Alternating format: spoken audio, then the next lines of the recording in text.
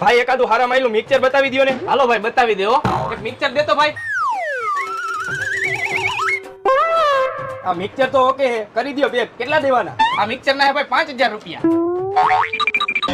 શેઠ થોડાક પૈસા ઓછા લેજો, આ અમારા હગા છે. હા, કાંઈ વાંધો નહીં. હાલો તમે એને 3500 રૂપિયા આપજો. 3500. શેઠ થોડોક ભાવ ઓછો લગાડજો, અમારા નજીકના હગા છે આવડા. એવું હે?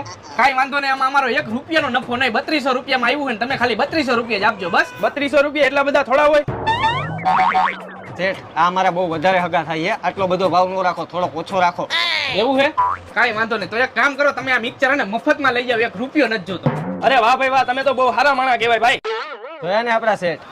અરે વાહ શેઠ વાહ, તમારા જેવા હારા માણા મેં ન જોયા. અરે